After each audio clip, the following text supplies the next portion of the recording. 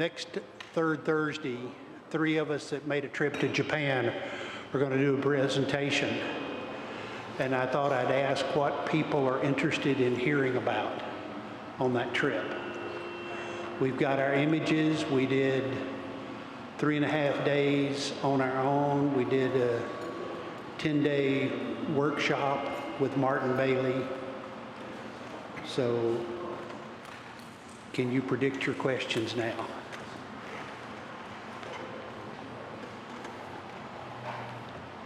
It'd be fun to see your pictures. It would be fun to see your pictures. Oh, we'll bring lots of pictures and videos of bullet trains, and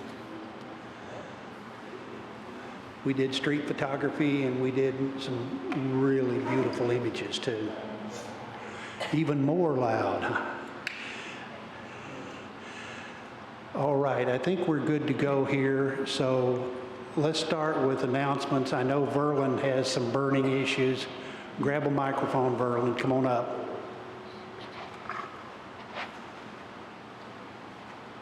All right, so we have the library show. We're hanging it tomorrow from 4 to 6 if you have submitted pictures to that. So that's when we're supposed to be there, and we can hang the pictures. If you received an email from me today saying something about being on the naughty list, that's because you're on the naughty list. You didn't give me the information I needed to print your cards, so you don't have any cards. Also, there's 2 people who submitted photos that still have 10 or more, and we have asked everybody to cut down to 7 because we had so many people submit photos. So those people have not responded to me. I don't know why that is. Are they not getting their emails? Am I blocked? Why would you do that? But, you know, maybe. Do not make me hit you with this mic. I've already asked Bill for a cattle prod. But tomorrow, 4 to 6, for those of you who have photos in the show, we're supposed to be there. If you haven't made arrangements with somebody to help you with hanging those pictures, then you need to be there from 4 to 6. I got one. Okay. Let's see, a couple of things going on, and I've already kind of preempted Patrick with announcing next month's presentation. Competition for next month, I believe, is After Dark. Was that the theme? After Hours was the theme. So that really leaves it open for a lot of creativity. Tuesday. So if you did the photo ramble downtown, you ought to have good images from there.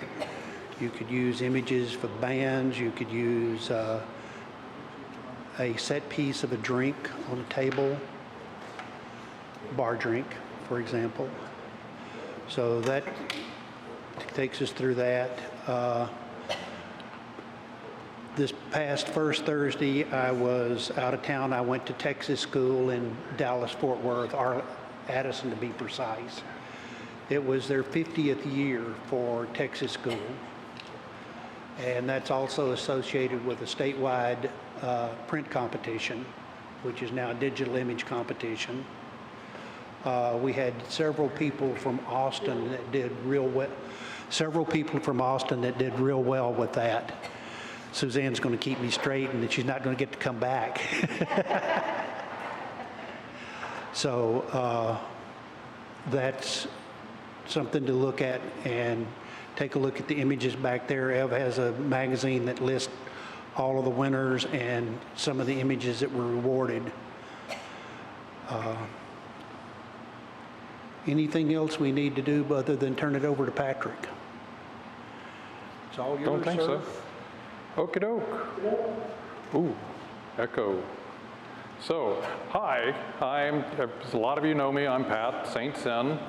Tonight I'm going to be talking about panorama photographic techniques. That one over there is echoing back into me. Oh, that. We have an expert taking care of that. Mute. There we go. Is that better? Oh, yeah, that works. Okay, that's fine. That's fine. You can leave it there. Oh, see if I can advance.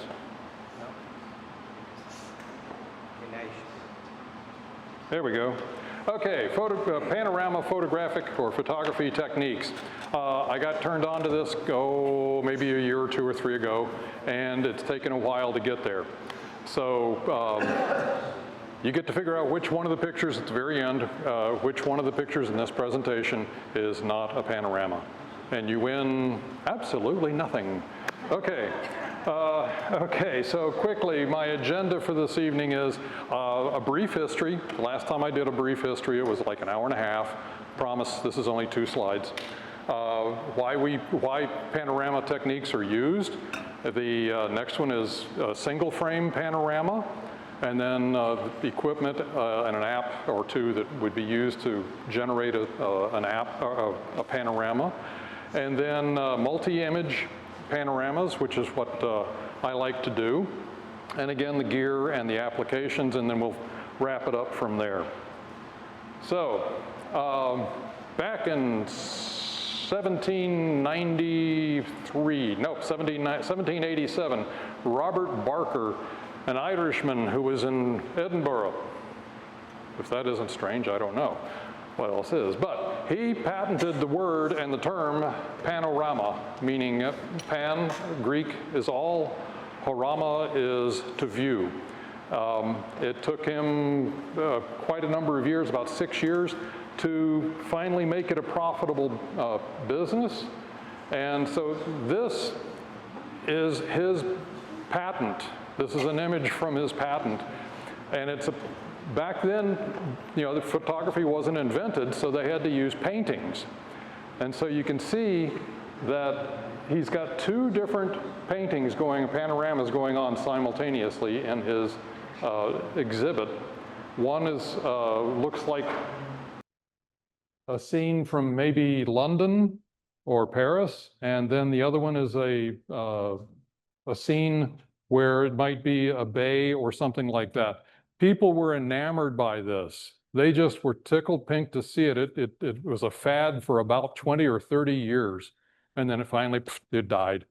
But that's where panoramas kind of come from. I mean, if you think about ancient world, they had panoramas, they just didn't put a term to it. So, okay, why use panoramic techniques?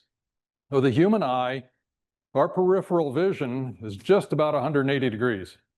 So that means we can see over on either side all the way around. A camera can only see about 100 to 100, like a 14 millimeter is 104 degrees. So you're in this range in here.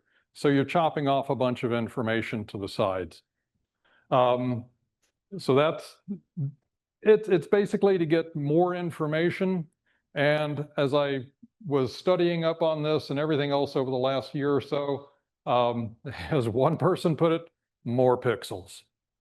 That's it. You just want more pixels in your photograph. And so that's what this little piece is all about. If you take a full frame camera, it's about 45 megs of pixels, 45 million pixels. And then you chop it down to a 3:1 ratio. You cut out, at 45 megs, it's a 3:2 ratio, hence 25 millimeters times 35 millimeters, which is the standard 35 millimeter frame. So when you cut it, that's a 3:2. So when you cut it down to 3:1, well, you just cut off half of it. So you just wasted 20,000 megs of information. With a panorama, you keep most of that. So the single frame panorama, I went down to Zilker Park, so everybody's going to be familiar with this picture. You're going to get tired of seeing this picture, matter of fact. This is a 14 millimeter frame, full frame picture. It's on my camera, I had set my camera up to, it's a little cropped, so it's 34 megs, 34.6 megs is what my camera shoots landscapes at. And it's a nice picture. It has everything. It shows the path in the foreground, and it goes off into Never Never Land on the far right side. And you can barely see the waterfall in the background. It's really, really nice, kinda. So we crop it down to a 3:1 because it was a 3:2 in the original image. This is now a 3:1 cropping. Yes, I expanded it because otherwise you wouldn't see it at all on the screen. But we've lost half of the information. We've lost 17,000 megs of information out of the 34 meg frame. So that is a possible way of doing it, though. Not going to argue. Not everybody wants to go by a set of rails like I have up here. So what do you need? You need a wide angle lens. You set it up, level it, compose your picture as you normally would, maybe stop down to get all the information that you possibly can in focus, and fire away and change, typical, taking a picture, not a big deal. Any camera works. I mean, as long as you got a wide angle lens. 14 to 20 millimeter lens on a full frame camera will give you lots of information. Like I said, 14 millimeters is about almost 100 degrees of view. So that's a lot of information. If you used a little bit longer, the 24 to 65 millimeter, it narrows it down, but maybe your image, your subject is actually a long ways away. And so you still want to get the panoramic idea, but you're going to have to use a longer lens to get there. What applications do you use? Lightroom, Photoshop, Capture One, anything that has a panorama stitching or merging application as it's embedded inside. So I know I ran through that very quickly. Multi-framed or multi-image panoramas. So we ended with the equipment. I'll start with the equipment here.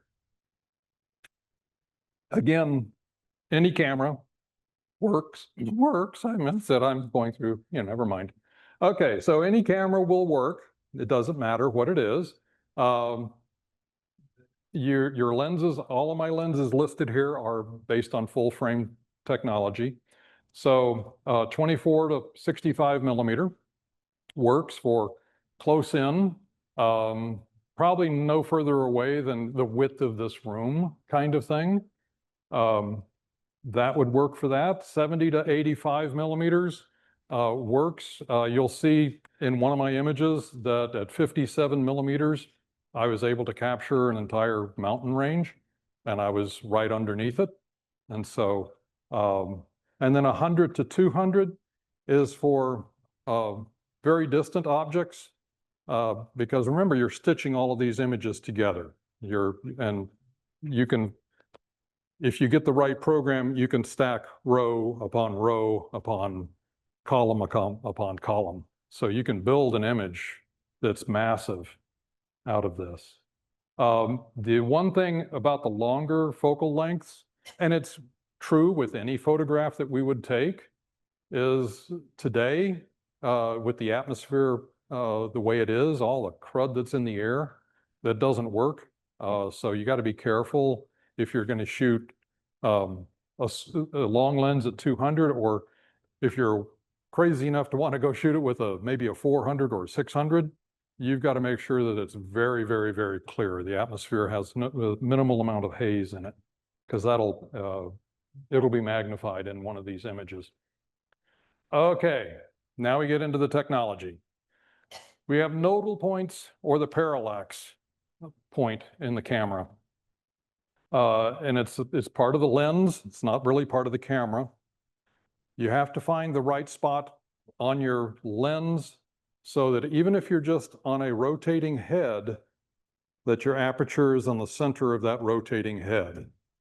Because when you're off either forward or behind, anything in the foreground will start to shift. I've got some pictures that'll show how that happens. It could cause ghosting when you stitch it together, depending on what program you use. And it's easier. It's worth anywhere from 10 to 30 minutes to set your camera up right, record the information on a piece of paper, so when you go in the field, you got it, So, got to have, I'm a former engineer, I have to have a diagram. So, we have a camera, we have an object, and we have the image on the other side. We've got the lens in the middle, and then the rays that are going through where they crisscross here, where the big red arrow points, this is the aperture. So this is where you want to set the center point on anything rotating on your camera, whether it's vertical rotation or horizontal rotation. And this is why. Okay, so here I set the nodal point to the front of that lens, meaning I pulled the camera as far back as I could on my rail and then took these 3 pictures. So if we assume that this middle picture is where we want everything to be, the apartment complex on the other side of the street and the light stand pretty much line up. The peak of the roof line up. If you come over to the left, then you can see that it moves. The light stand has now moved to the left. And it's especially on the right-hand side where I rotated the camera around to the right, you can see how much movement there was in the light stand moving further right than where it's supposed to be. This is all within 1 frame of the camera. I'm not taking multiple frames. This is just 1 frame, and I'm just rotating to the edges of that frame. Nothing more. You don't have to do anything more than that. Now, if you back it up where you've got the film plane or the image sensor as the nodal point, a similar effect will occur. I didn't want to bore you with another set of images like that, but I did bore you with these, okay? So this is when you set it up so that the aperture is close to the nodal point of the lens is close to the center of everything rotating. And that is, we have our center point. It's slightly to the left of the peak of the apartment across the street. It's slightly to the left here, and it's slightly to the left over there.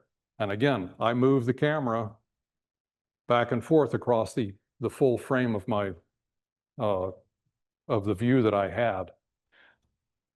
Interestingly enough, as I was touching these pictures up this morning, I was looking at them and I was like, that works. That really does work. Except if you notice right here where the stone wall is, this black line or the light stand is hiding a seam in the 2 blocks. The middle one shows a little piece of the seam, and then the far right one shows the whole seam. So it was close to being aligned, but it wasn't perfect. I still had a little bit of nodal point error. But you don't have to, I mean, that is about where I normally set everything, because I record it all, and then when I go set up my rails, I just dial it in, lock it in. So this works without too much of an issue. Questions? Am I lost everybody? No point on your lens. Aha. Aha. Aha. These things that the camera is attached to. Camera normal? No. There's 3 different rails holding that camera up on the tripod. That's not a grip. And front to back, and the 3 different. Patrick, you're going to do a show and tell here at the end of this, right? Yeah, I'll do a show and tell at the end. I'll be more than happy to. Okay, so the aperture, it just happens to be on a Nikon lens. I'm not sure about Canons or Sonys or Fujis. When you take it off the camera, the aperture automatically closes down. So hence we can see my closed aperture on the screen. And I know it is not the best, but I'm looking inside and I'm guesstimating from where I can see inside to where I can visualize where that might be on the outside. Turns out on the Nikon Z lenses, the aperture there's a ring right here between the typing, the information about the lens and where it flares out to being a larger lens. That is the aperture in that lens, give or take a couple of millimeters. And then when I set it up on my rail, I guess I'm gonna have to drop it down so it makes it easier for everybody to see. But now I line up the rail, the camera, so that everything lines up in one spot, and it sounds more complex than it really is. It's really not, because you loosen the rail, you slide the camera back and forth. That's it. Okay. Pat, does that nodal point change if you're using a zoom lens or one that zooms with variable aperture? It zooms a variable aperture, yes. This lens and the 70-200 Nikon 2.8, bless you, they're constant, so they're fixed. But if you get a variable, yes, I would assume that aperture is moving. So even when you set this up, the aperture is in the right spot, but when I move out to 70 millimeters with this lens, I still have to be careful, and I have to make sure that I've adjusted everything again. So I checked at 24, 50, and 70 with this lens, and I'd have to look at my data sheet to see how much movement there was, but there's enough. So, okay, so the pictures that you see here are the camera setup that's up there. On the Nikon system, where it says what focal length I'm at 70 millimeters, coincidentally, it gives me a little white dot at the same spot on my lens, on the front of my lens. So it makes it really easy to line up with this little loop, which is actually a long, you can't see all of it, but it's a slot in the rail. And so I can line up everything that way if I'm in the field and I can't figure out anything. This is, I guess I will do this. Okay, so let me drop this down.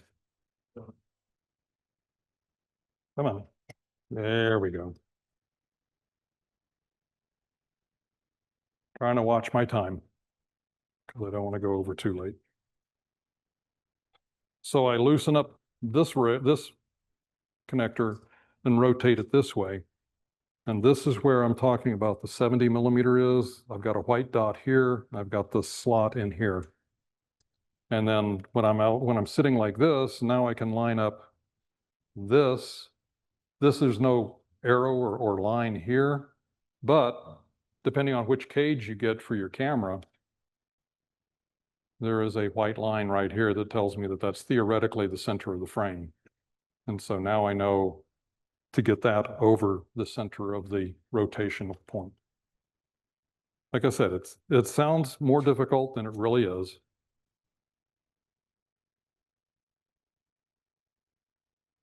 And once you've done it, record everything. I mean, all those rails, the two rails, one on the bottom and one the camera is attached to, have markings on them. And I believe no matter which brand of rails that you get, these are Nodal Ninjas. They just happen to be the right price. And so these ones have markings in millimeters. I think, was it Really Right Stuff? Yeah, that's another brand. They have a whole set of rails for doing this. So a number of companies out there make these. Okay. The process of, now we've got this, you figured out where your nodal point is. So the process of figuring out what to do next is to level the legs of the tripod first. Okay. we all get out there and we all slap the tripod down and we get it close, and then we use the ball head or the head of the tripod to level up the camera. And when you rotate a camera, when the tripod legs are not level, you'll end up actually tilting and you'll do something really bizarre with it. So even if you're doing a single rail, which this is how you do a single rail with this whole big monster of a setup.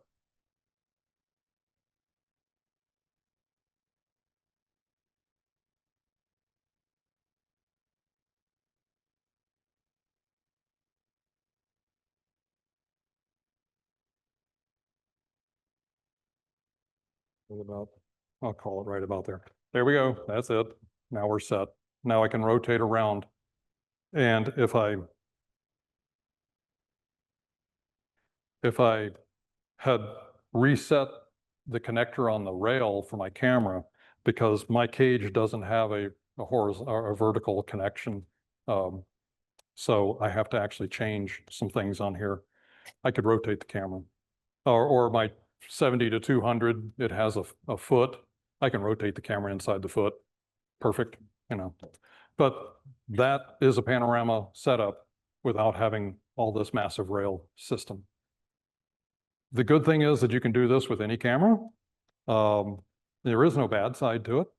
I normally, when you shoot panoramas, normally shoot them in a vertical format, because the bottom line to a panorama is pixels. Got to have pixels or pixels.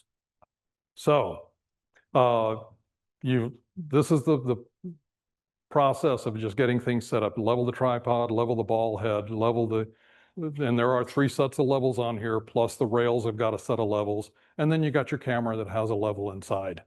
So that's your final level, is to look at the camera. And if you're using the level in there, tweak it, but you don't need to. Yeah, it helps, but you've got everything else leveled up, so you're okay. Oh, this is just going over what I had set up, and it's just the same thing. Just make sure that everything is level is the big thing. Okay, back to our lovely picture, a 14mm picture, but this is the 24mm version of the same picture. This is 7 images stitched together. I used a very difficult program to do this. It was really hard to do. It's called PowerPoint. I just put them up on the screen, moved them over. That was it. Terrible program for stitching. Terrible. It's not made for that. Hence, you'll see in this stone is missing information. The tree is cut off. It's very, it's like somebody came in with a buzz saw, just chopped it off.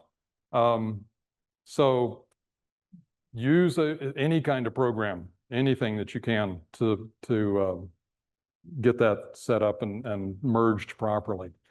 The other picture is from a program that I use. It's called PT GUI. And I'm sorry if you can't see, I didn't know how I could manage to get the lines more or broader and darker in color. But you can see where the stitching has been done by this program with the red lines that are on that image. And it's very, it wiggles all the way through. It picks where it thinks the best place to do this, so that you're catching leaves, you're catching individual, between 2 stones perhaps, all kinds of different things. And the only thing that is the same from this picture to that picture is this portion on the left-hand side of the original, and the right-hand side, same thing over there. You can just barely see where the red line of the image on either side starts, and it's about 60% of the image. But these are all vertical, every one of these. So this is the 24mm 3:1 panorama. And again, pixels are what we're looking for. I had to and these, I figured it would be easier to talk JPEGs only because when I get into TIFF, it's huge. I will talk about that in a minute. But you can see, yes, it's cropped, but that's a 3:1 crop. You can always use a 2:1 crop if you wish. Back up, you know, gosh, Pat, you could have done that. But you're starting to get a bunch of information that you couldn't see in the 14mm image. So this is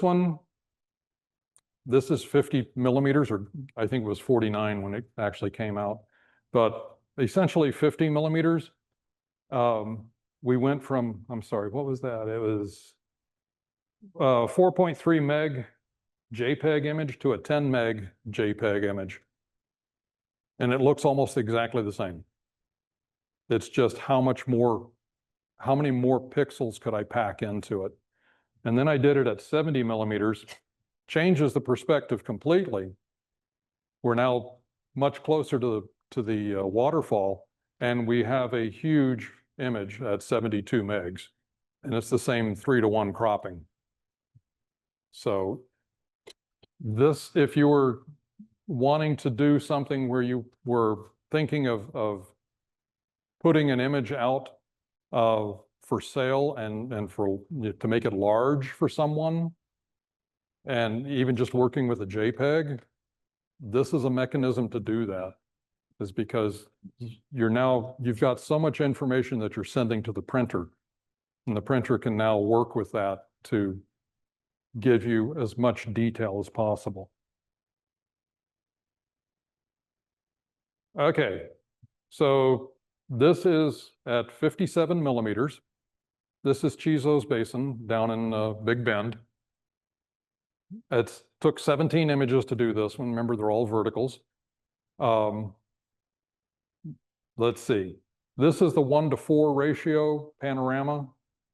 And in a TIFF, I couldn't get it. I barely got one small enough to fit in here without killing the whole machine. This machine, that is. 1.6 gigs for a 1:4 ratio image of this mountain range. The 1:3 is 1.2 gigs. And then when we get down to the little bitty picture, 1.2, it's only, 0.7 gigs of information in the TIFF. Yes, sir. Don't you have to worry about the clouds moving? Don't they show up as blur? No. No, the clouds, in this case, I'd have to go back and look at what the exposure time was, but the exposure was probably a normal 100th or 200th of a second. And so moving from one frame to the next was only about maybe a second. And so these clouds were not moving that rapidly. So you have no more questions. Okay. So when I talk about detail, this is what I'm looking at for detail. This is the top of the mountain. And and then I could pick out the stop sign going up to the lodge. There's a weather station in the lower right-hand corner. You can almost see information. Well, if I worked at it, it could probably look through the windows in the lodge. So there's a tremendous amount of information in here. These are JPEGs. But it's when you start to get these things large, then you want to have that detail so people can stand and either walk up to it and be amazed, or stand back and still be amazed at the image. Okay, so yes, sir. One more question. So 17 images. So did you do like 2 layers or 3 layers? No, this is just one. Whoops, let me get back one more. That's just one layer. Oh, okay. Yeah, I was far enough back that So It's on slideshow, going back. Okay, I was far enough away from it that I could do it with one vertical slice. I checked everything out before I started working, taking pictures. And so I knew that one vertical slice would give me more sky than I needed here and more foreground where the peak was. And then I could, at that point, then I could rotate around and take my pictures. Oh, okay, sorry. You were vertical. I work vertical. Okay. Yeah, yeah. And The- then, and then how much overlap do you usually do at harder third? About 20 plus, 20 to 30% overlap. Yeah. Yeah. I'm a former engineer, and so I do things like figure out what the angle of view is of the camera or of that lens, and then I calculate what I can do, and then I've got it down to, I know how many slices to do depending on which focal length I'm at. Sometimes it works, sometimes it doesn't. Generally, if you do the calculation, add one more on either side. Yeah. Okay. Applications. Lightroom has a merge program built into it. It's under Photos, Merge, Panorama. And it will give you 3 options, and it gives you some controls to play with. Photoshop, very similar. But in Photoshop, what you do is it's easier if you export your images from Lightroom as layers into Photoshop. And then you've got all the layers sitting there, and then you tell it, you go into its merge application and you tell it to merge, and it gives you a number of different projections, as they're called, as well, and a lot more control so that you can do some other things. And then I mentioned PT GUI, and the name is very creative. It's, I think, a gentleman in Europe somewhere who named it. So he calls it Panorama Techniques Graphic User Interface. It started off as a program where engineers would putz around with it and actually change the settings by rewriting the software. And somebody bought it and actually put a real GUI to it so that it's actually usable. This will just give you an idea. Well, I'm missing a picture. An interesting perspective. It is. It is. So, because it was the most bizarre picture I'd ever seen in my life. Okay, so Lightroom gives you 3 different possibilities. It gives you a spherical, which just think of a sphere, and then you're going to put your image inside it. This is what it could look like. Cylindrical, you're standing in a cylinder, and you're looking inside at the inside of a cylinder with your image. And the last one was called perspective. And I'm so sorry that it got stripped out somehow. But Lightroom gave me, I've never seen an image quite like it. It looked like a giant check mark. It had a huge swipe on the right-hand side, and then it narrowed down and then came back up so that it gave me, so this piece right here was probably 2/3 of the height of the frame. And then it came down and then it whooped back up. And it was like, I have never seen anything like that. So I'm not using perspective in Lightroom. Oh, and it dropped another picture. Okay. So Lightroom and Photoshop both call them, they have projections that are called spherical. Lightroom, oddly enough, gave a little bit wider image than the Photoshop. It was a bit narrower, almost like the PT GUI, but PT GUI was still wider. So these are just the results of all the different programs that I have available to me. It's not saying anyone's better than the other. Lightroom did a pretty good job in most cases. Oh no, man. I'm very disappointed in this. So the rectilinear in PT GUI is the same as, or similar to, the Lightroom cylindrical. And that's the one that I use. I either use rectilinear or, okay, I don't get the other one. Maybe if it's in the full screen, it's gonna show it. I don't know. Oh, well. Because I don't see it over here. Okay. But in PT GUI, it has two that I use most of the time. One is rectilinear, which is just a swipe across. And then the other one is equirectilinear, and it takes care of, it gives me a little bit of vertical correction as well. That's all. So real quick, tips and tricks. So nodal rails, this setup, these are not the strongest nodal rails in the world. And so when you rotate them and you hit the click stop on the rotating head, it'll vibrate. You got to wait for that. You got to dampen it with your hands or let it quiet down one way or the other. I dampen it with my hands. So I've got a setup on here for a remote trigger. So this is, when I'm in the field, this is pretty much what my camera looks like, except it's vertical.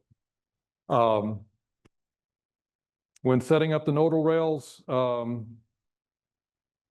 yeah, write down everything, because you'll never remember most of this.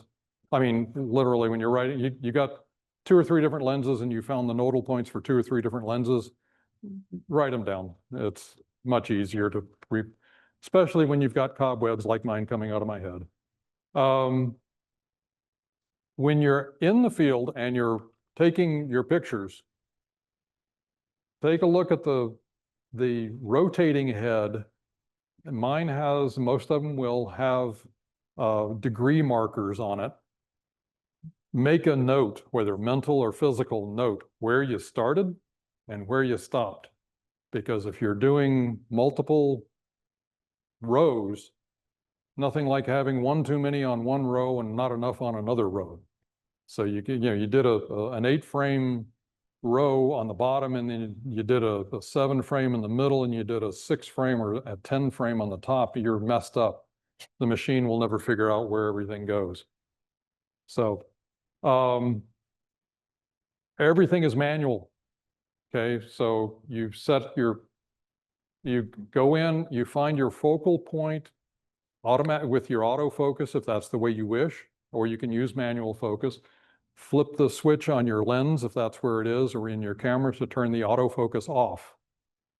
Because changing the focus as you move through will change the magnification ever so slightly. And then the merging or stitching of the images will become very, very ugly. Same thing with the exposure. Find it, set it, leave it alone. Don't, keep it off of the auto settings. And if you have ICS inside your camera and you can turn it off, image stabilization, turn it off. Because if the sensor, you move the camera and now the sensor is like, okay, where am I at? It'll take a second for it to calm down. The only, no pre-processing of your image. When you get your 7 or 10 or whatever number of images, put them through the merge stitch program first. Because the system, you're thinking, oh yeah, I've got that blue just perfect in the sky. And then I did this with another one of the Chizo Mountains. I went through and I set up every sky to match, and then I went through and put them all together in Lightroom, I think it was. And boy, the banding was just terrible, because not one sky matched the next sky. Whereas if I had let Lightroom do it, or PT GUI, it would have smoothed it out for me. So no pre-processing, other than if you're doing focus stacking. If you're really getting wacky and you want to do a focus stack of frame 1 and then do a focus stack of frame 2, So you end up with, a stack of images that you need to have pulled into one. Do that. You got to do the focus stacking. Otherwise, you're trying to focus stack, a gigabyte of information. Doesn't make sense to do that. Do a noise reduction after you've done your stitch.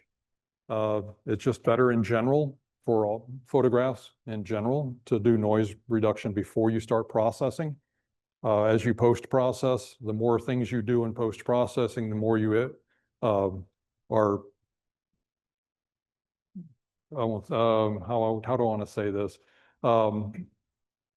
the more you're pushing each pixel to do something, whether it's lighter, darker, change of color or hue.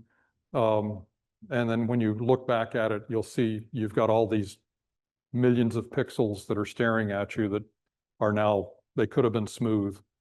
You can go back and reduce your noise after the fact, but it works better if you do it ahead of time.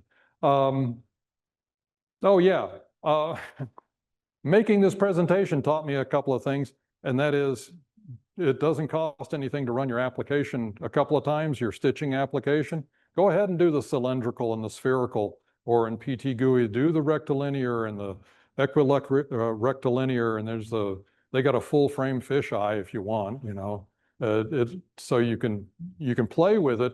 Doesn't cost anything. You just output it into the file. Now you have your images all preset. You can go play with them, figure out which one you really like, and go from there. Okay, conclusion. Whoa, I did this in 45 minutes. Not bad. Okay, panoramas. They're like anything else. They can be grand, they can be petite, they can be macros. I haven't tried macro panorama yet. That ought to be a trick, but it is possible. You know, just find an interesting scene and then set it up and shoot it. Setting up your nodal points correctly is paramount to making sure that you've got a really, really nice image when you finish. Always level the tripod first, and then have a minimum overlap of 20%. I mean, the first time I did this was about a year and a half ago, and I did it with the camera in landscape mode, and I overlapped that way, and it seemed to work, and it turned out that I only needed 2 of the pictures instead of 3 that I had. I would have had more information if I would have turned them vertical and gone from there, but it worked. That was my first stitching, and I worked tirelessly and endlessly to get rid of the lines, the banding in the sky. It was a beautiful sunset with a golden sky, and it gave me straight lines. And I was like, no, you're supposed to blend. No, it gave me straight lines. I have to go back and read. Actually, I did redo it. I didn't put it in here. I wish I did. Okay, do not pre-process your images. You do it after stitching. This just goes over the types of things Lightroom has the capability, Photoshop and PT GUI. Those are all the different mechanisms and applications. And thank you very much. And this is a vertical, this is a 3-tiered stitch. And then lots of post-processing to get it straightened out. So, questions? So you have a beautiful image like this, and maybe it's the horizontal one with the landscape. Tell us about what you do now to print it either on your home printer, or if you work with someone to maybe make a fairly large one for your living room. What kind of instructions and frame sizes, or can you order frames, or you have to have always custom frames? Yeah. Okay, with these, because we have Art Direct nearby, and I don't have to pay for crate shipping, because otherwise I would use Bay Photo out in Watsonville, California. But they charge me an arm and a leg to ship anything back inside a crate. And so I can go over to Art Direct and do there and get it from them. The direction, there's not a whole lot of directions that I would be passing on to them. They do an excellent job. I will be making, I don't have any of them in here, but I've got a show coming up in Georgetown at the end of the year, and that'll have a couple of panoramas in it. And they will probably, I haven't decided whether they're going to be canvas with a stretched frame, or if they're going to be mounted on board and hung that way. But transportation of these things can be an issue. A 3-to-1 is if you go 18 inches in the vertical, you're now at 45 inches in the horizontal. Or if you go 2 feet in the vertical, you're now 6 feet long. So now you got to have a vehicle that's capable of handling a 6 foot. Yes, sir. Have you tried the exposer No. next to the Yeah, I've heard of that. I haven't done it yet. Yeah. Okay. And you don't have to pay for freight shipping and all that. It's basically rolled Oh, up. It comes on a stretch frame and stretch it out. All my photos that I have in the Calvary place okay. for with the exposer. Okay. So it's the exposer Exposer, exposure framing. Okay. So that's another mechanism to do this with. I've just learned over time with regards to the printing, little tips from lots of different people. Make sure that your whites are not necessarily for printing purposes are not sitting at 255 on the scale, nor the blacks are sitting at 0. You should be at 5 or 10 counts on the black and 250 or 255 for the whites, so that they don't print. They will print something there, put some kind of ink down. Yeah, I found on setting black and white points, you can go into the curves and just bump up the left-hand corner a Yeah, hair and pull down the right-hand upper corner by a hair. And you've covered both your black and white points. yeah, exactly. And that is how you do it. You go into curves and you adjust it in the curves. But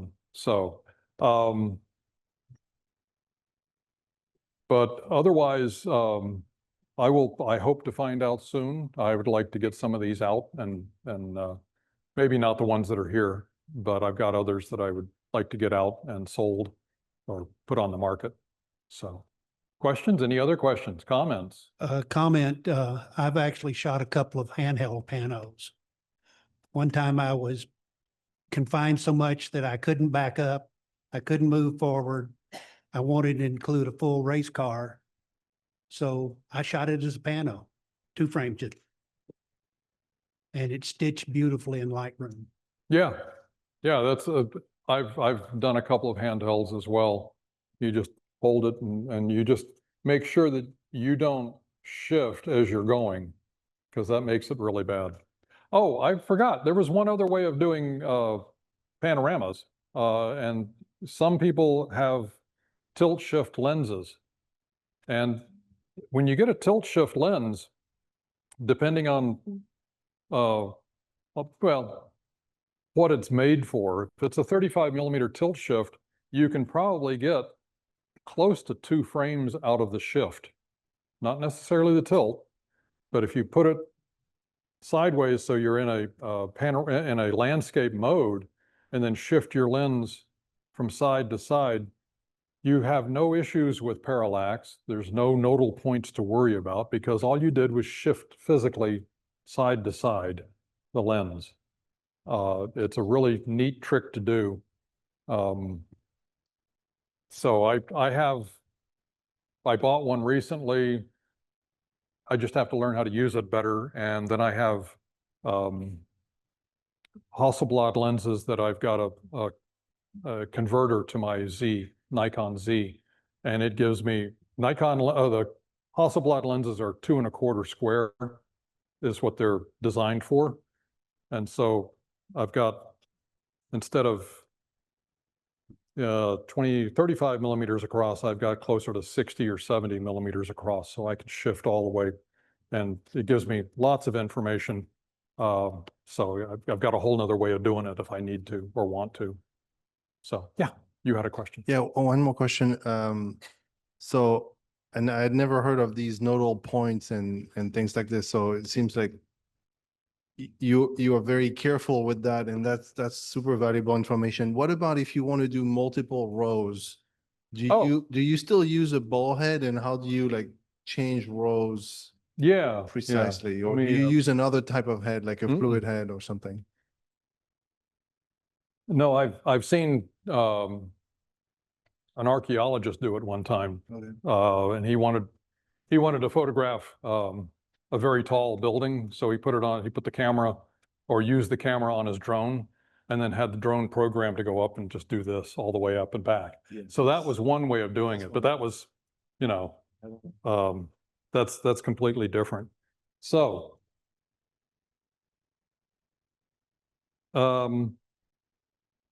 you can do this in a couple of different ways.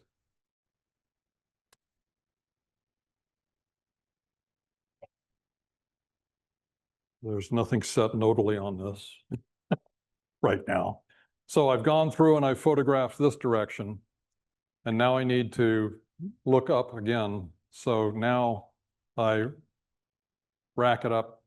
This particular one has a 7.5 degree tilt to it. So in this image, this is exactly what I did. And so I ended up having converging lines at the top. Fortunately, it's a steeple, so you don't notice. But down at the bottom, it is. You can start to see where it took a lot to even get that straight. And so, yeah, you can do this again. And so hence you could also go point down and do it. Normally when you're doing a vertical, you don't do vertical. You actually do it in a horizontal orientation because now you're taking slices this way. Yeah. The same thing though, you gotta rotate this head, not this head. So, but yeah, and once you start tilting it, then you've got to go in and correct the perspective of the camera of the image later on. So, yeah. Any other questions? I did take a picture in here last Tuesday. I didn't put it up here because it was not very flattering. It was a panorama. And I had two people in front, and you talk about nodal points being off. Boy, they got distorted big time. So, and I thought it would not be appropriate to put that out here. It might be funny, but it wasn't appropriate. So, yes, sir. Right now, in the way that you're doing it, you have a ball head, then you have your other head on top of that. Yes. So Yeah, exactly. So you could level the bottom one, then rotate it with the upper one. Right now you're rotating. Oh, the yeah, bottom right one, now I'm so just- exactly why I'm- you're doing that when it's in- I've got it free right now, and otherwise, Yeah, I think you get everything level and then you would use Yeah. that. yeah. And so you That's what can makes it do- you can start to hear the click stops. Yeah, that seems like that one probably works better. Yeah, and there are markings on the back so that I can see where I'm starting and where I'm stopping. But as I said, this one is you can see the camera vibrate as I stop. So I hold it, move it very carefully, settle it down, take my hands off, and then pick up my trigger and fire it off. So, yeah, that's, While we're going out Six Sigma on this, yeah, Benro makes a tool yeah, that will do multi-row panoramas for you. It'll drive the camera, it'll trigger the shutter and make multiple passes. I'm a manual. All you have to do is process it and be smarter than the tool. Yeah, I know one individual that has taught many people a whole new vocabulary dealing with the So- Benro. Therefore, I have not quite as smart a tool so that I can outsmart it. So. So, okey doke. I think we're done. Thank you very much. I appreciate it. We got done in less than an hour, yeah, full hour. I was worried about it. Last time you guys let me speak, it was like an hour and a half. And prior to that, Bill came up and turned me off. I mean, so. people can come up and see how they set up. Yeah, sure. Please do. Yeah, yeah. Very nice presentation. Okay. Well prepared. Thank you very Thank much. you.